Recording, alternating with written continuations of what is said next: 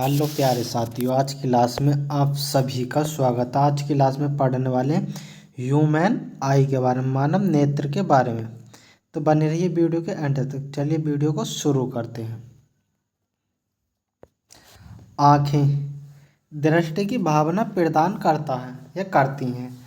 आँखें दृष्टि की भावना प्रदान करती हैं। किसकी दृष्टि की भावना प्रदान करती है? नाक गंध की अनुभूति प्रदान करती है या गंध की अनुभूति प्रदान करती है। कान सुनने की क्षमता प्रदान करते हैं। कान जो सुनने की क्षमता प्रदान करते हैं। त्वचा स्पर्श की अनुभूति प्रदान करती है। किसकी? स्पर्श की अनुभूति। गर्म है चीज़, ठंडी है, किसी भी प्रकार की स्पर्श की अनुभूति प्रदान करती है त्वचा। जीभ स्वाद की अनुभूति प्रदान करती है। इन चीज़ों को समझाने का या पढ़ाने का एक ही मकसद है, हमें आंखें जो हैं किस प्रकार प्रदान करती हैं, दृष्टि की भावना प्रदान करती है, किसी चीज़ को देखना।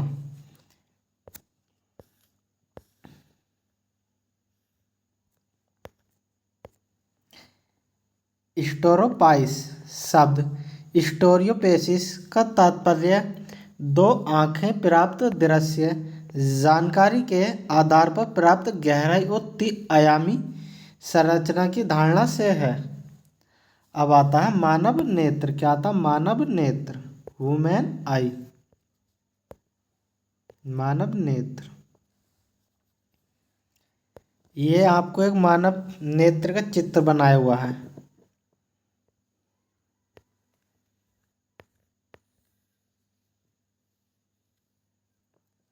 मानव नेत्र ये क्या? ये है रेटिना। क्या? रेटिना। जो आपको ब्लैक ब्लैक दिख रहा है, क्या है? ये रेटिना है। जो आपको ब्लैक दिख रहा है वो रेटिना है। ये जो हरे से जो दिख रही है निरुक्स न्यूबक्स ऑप्टिकल है। न्यूबक्स ऑप्टिकल है। ये जो है ये वाला ये काचाप दिरब। क्या है? ये काचाप दिरब, ह्यूमन बैटर्स, ये काचाप दिरब बोलते हैं इसको। और हम जूम करके बताते हैं इसको।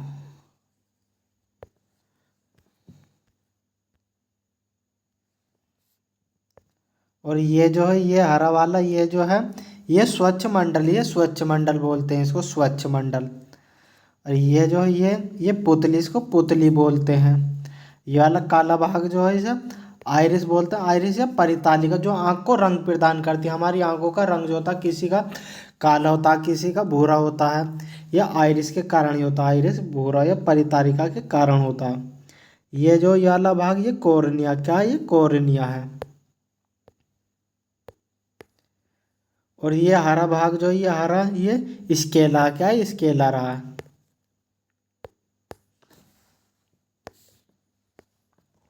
ये मानव नेत्र के कुछ भाग थे। अब देखते हैं इन्हें लैंग्वेज परिभाषा के आधार पर। मानव नेत्र के भाग, पार्ट ऑफ ह्यूमन आई। सबसे पहले किसे पढ़ेंगे हम? कॉर्निया को पढ़ेंगे। किसे? कॉर्निया को। कॉर्निया के बारे में देखेंगे। कॉर्निया कहते किसे? कॉर्निया आंख का पारदर्शी अग्रभाग है। कॉर्निया जो आंख का पारदर्शी अग्रभाग है, जो परितालिका, पुतली और एंटीरियर चेम्बर को कवर करता है। किसे? पुतली और एंटीरियर चेम्बर को कवर करता है। इसका मुख्य कार्य क्या है? आंखों में प्रवेश करने वाले प्रकाश को परावर्तित करता है। आंखों में प्रकाश को परावर्तित करना है किसका? कॉर्निया का काम। यह अधिकांश फोकसिंग फंक्शन और आंखों की ऑप्टिकल शक्ति के हेतु उत्तरदायी होता है।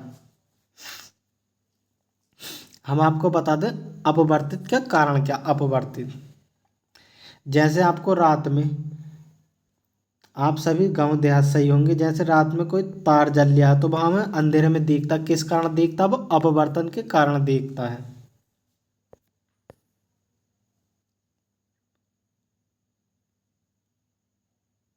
सॉरी,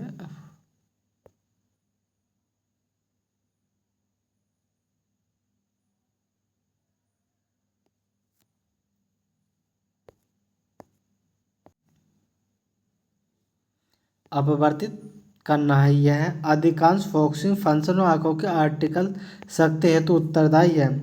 मनुष्यों में कॉर्निया की अपवर्तक शक्ति लगभग 43 डायोप्टर होती है। कितनी होती है? 43 डायोप्टर होती है।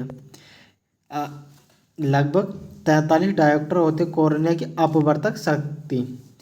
जब किसी नेत्र का प्रत्यारोपण होता है तो उन्हें डोनर कॉर्निया प्रदान की जाती है। क्या? डोनर कॉर्निया प्रदान की जाती है। अधिकांश गांवों में आपने सुना होगा कि उसकी आंख का ऑपरेशन हुआ। आंख का ऑपरेशन में कौन सा भाग चेंज किया जाता है? कॉर्निया ही चेंज किया जाता है। कौन सा? कॉर्निया ही चेंज किया जाता है।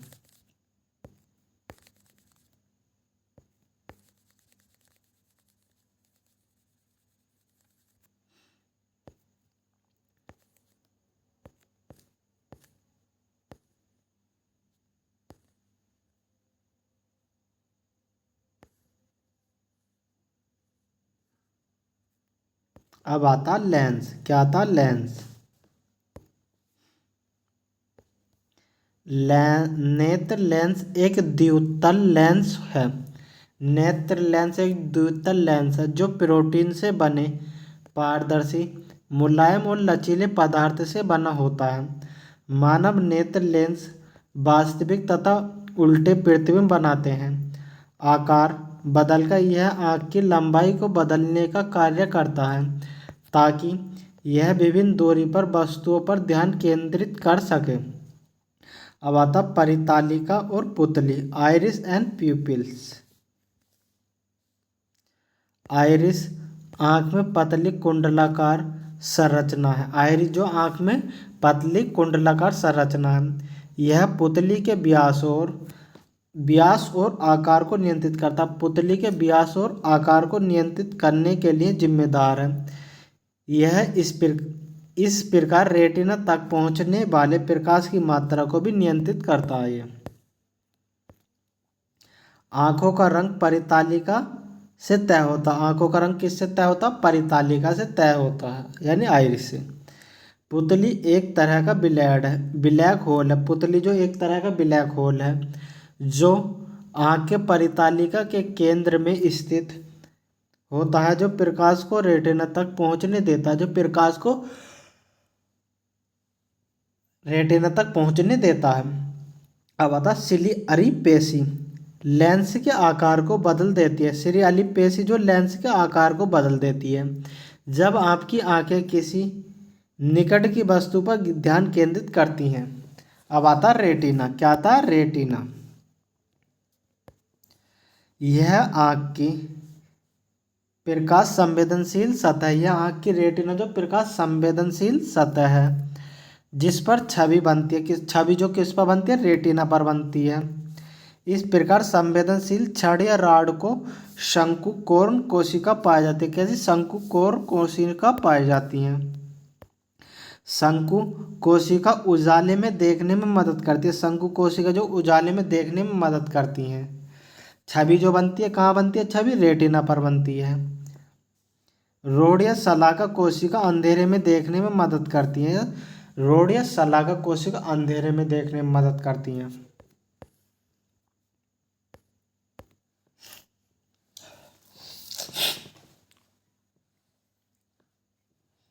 अब आता एक्वस और विट्रेरस ह्यूमर। एक्वस और ह्यूमर एक तरल पदार्थ है जो कॉर्निया और लेंस के बीच होता है, जो आँख को ठीक से काम करने में मदद करता है।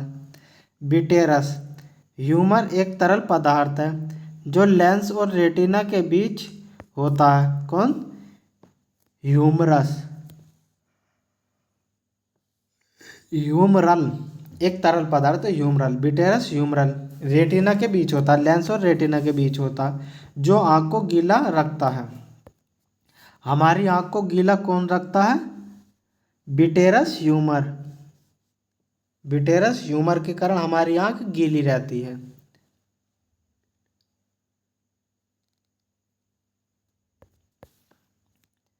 अब आते हैं दृष्टि दोष और उनका सुधार। दृष्टि दोष। दृष्टि के मुख्य रूप से 3 सामान्य अपवर्तक दोष हैं।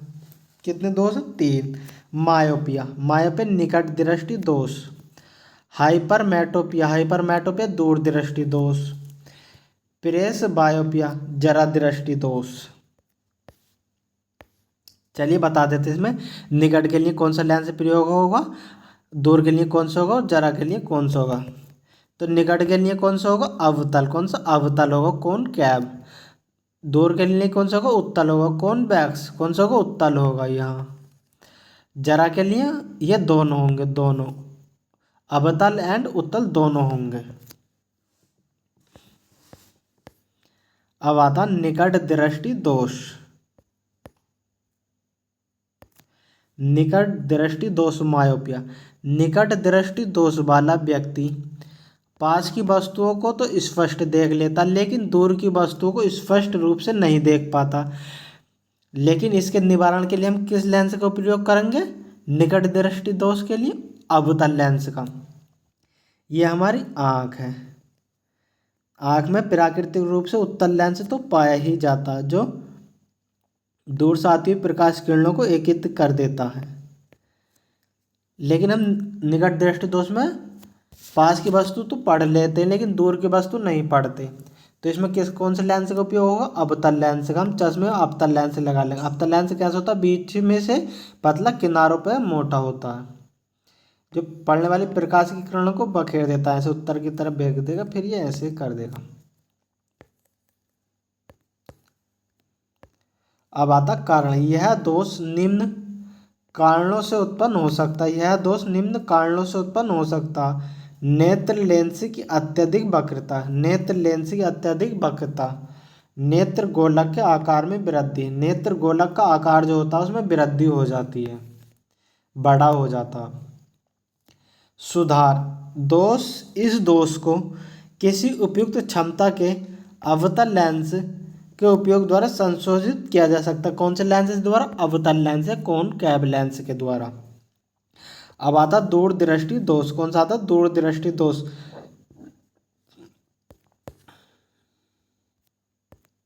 दूर दृष्टि दोष, दूर दृष्टि दोष वाला व्यक्ति दूर की वस्तुओं को तो स्पष्ट देख सकता है लेकिन पास की वस्तुओं को स्पष्ट रूप से नहीं देख सकता।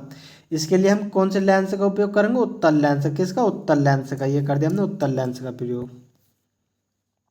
आंख में प्राकृतिक रूप से तो उत्तल लेंस पाया ही जाता है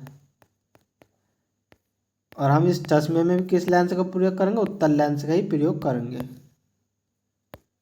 कारण यह दोष उत्पन्न हो सकता क्योंकि या तो नेत्र लेंस की फोकस दूरी बहुत बढ़ जाती है, नेत्र लेंस की फोकस दूरी बढ़ गई, नेत्र गोलक बहुत छोटा हो जाएगा, तो नेत्र गोलक बहुत छोटा हो जाएगा। सुधार उपयुक्त शक्ति के उत्तल लेंस का प्रयोग करते, किसका, उत्तल लेंस का। किसका, कॉन्वेक्स लेंस का। अब आता जरा दृष्टि दोष। क्या आता, जरा दृष्टि दोष। उन्हें सुधारात्मक चश्मे के बिना आसपास की वस्तु आराम और स्पष्ट रूप से देखना मुश्किल लगता है, इसे ही जरा दृष्टि दोष कहते हैं। कारण यह सिलियरी मांसपेशियों के धीरे धीरे कमजोर होने और आंखों के लेंस के लचीलेपन में कमी के कारण उत्पन्न होता है। इसमें सुधार जो करेंगे किस प्रकार, कभी कभी एक व्यक्ति मायोपिया और हाइपरमेट्रोपिया दोनों से पीड़ित हो जाता, तो ऐसे लोगों को अक्सर बाइफोकल लेंस की आवश्यकता होती है। बाइफोकल लेंस की आवश्यकता यानी दोनों की, उत्तल की भी और अवतल की भी। सामान्य प्रकार से डिफोक्सी लेंसों में अवतल तथा उत्तल दोनों लेंस होते हैं। ऊपरी भाग अवतल लेंस होता है, निचला भाग उत्तल लेंस होता है, यानी कि ऊपरी भाग अवतल लेंस और निचला भाग उत्तल लेंस होता है। अब आता ग्लूकोमा। ग्लूकोमा चक्षु रोगों का एक समूह है जो आँख के पीछे की तंत्रिका को, जिसे आर्टिक तंत्रिका कहा जाता, नुकसान पहुंचाकर दृष्टि क्षीणता और अंधेपन का कारण बन सकता है। मोतियाबिंद। क्या होता है, मोतियाबिंद। मोतियाबिंद आँख के लेंस में बनने वाला घना और धुंधला भाग है। यह तब शुरू होता है जब आँख में प्रोटीन का निर्माण होता है यह लेंस को रेटिना को स्पष्ट चित्र से भेजने से रोकता है।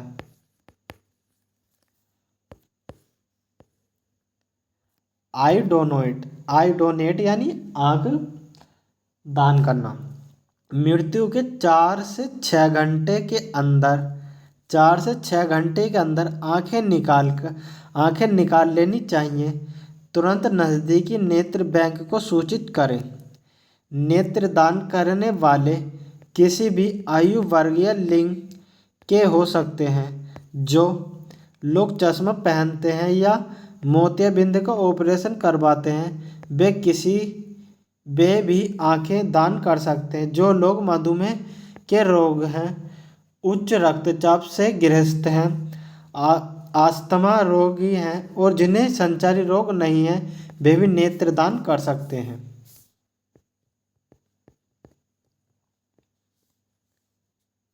अगर आपको वीडियो अच्छी लग रही हो तो वीडियो को लाइक करो, वीडियो से ज़्यादा शेयर भी करो। ये आ गया प्रिज्म। क्या आ गया? प्रिज्म। इसे हम अगली वीडियो में देखेंगे।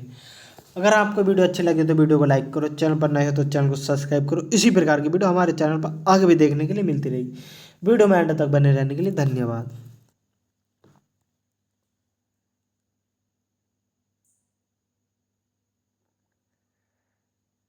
वक्त का ये परिंदा रुका है कहाँ, मैं तो